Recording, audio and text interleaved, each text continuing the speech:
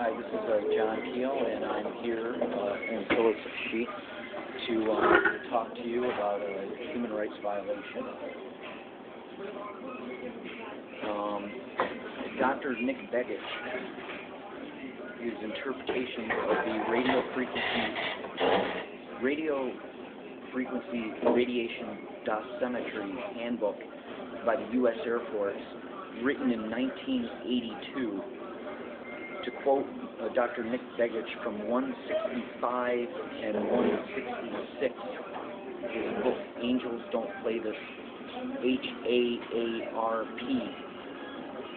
What this seems to say, in reference to the quote of the handbook, was that the objective of the research would be towards mind manipulation at a distance where the military could alter what people thought and at the same time know what they thought. Okay? And here's another quote from U.S. Electromagnetic Weapons and Human Rights, published in 2006, Sonoma University, California. Professor Peter Phillips with his associates Lou Brown and Bridget Thornton.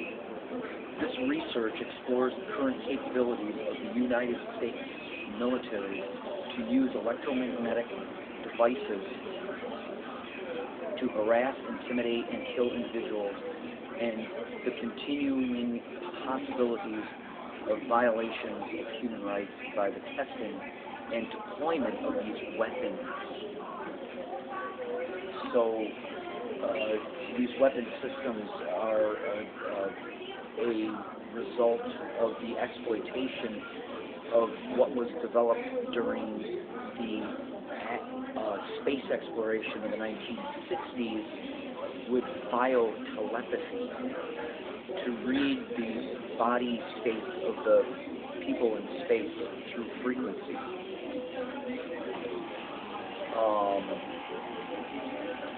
And right now, I would like to bring your attention to the human rights violation that has eroded my freedom and erodes has almost at times eroded every moment of my day. In Binghamton, New York, the whole city, to one extent or another, depending on how much they needed done, was basically a black budget operation site. The library, the few times that I approached the Attorney General's office,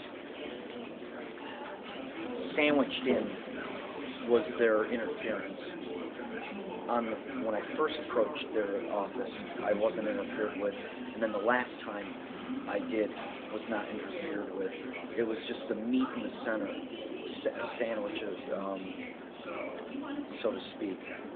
And the library, the whole idea of this operation is to steal John's laptop, make it impossible for him to have locked space, so he's not going to get a computer, and use his funds to keep me at poverty level, so I have very limited mobility, and I'm just downtown Binghamton in my housing. And they, in the beginning, in 2006, flooded the internet with a bunch of bogus accounts of something called gang stalking, where people use handheld devices to harass people with radio frequency and stuff, which is just a lie. And also, look it up, gang stalking. And because prior to 2006, in 2005, 2004, when I was in London and when I was in Taiwan, I would use the internet probably like once or twice a week for 20 minutes to 2 hours, and that's it.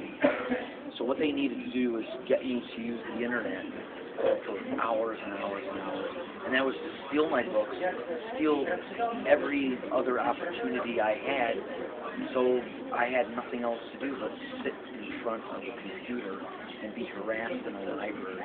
But it was almost like they trained my brain to do that, because that's all I did. And the library was basically, was a black budget site for the full time I was there, from 2007 until 2011. I have to look at the time, so 5 minutes.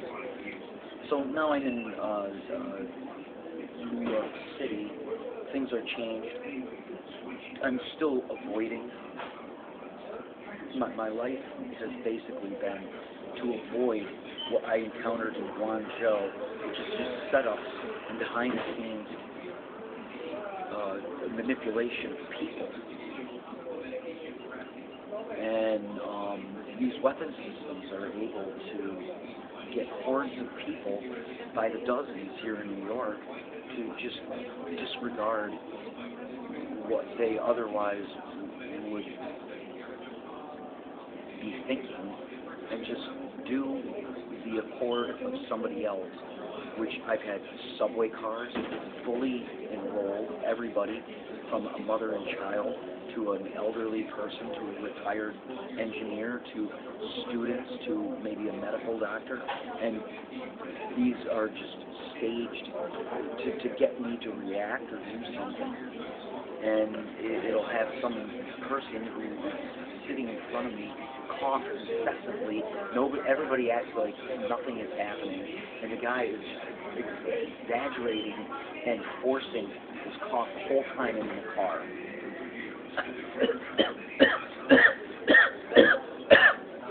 Nobody asks him, nobody says, "Are you okay?"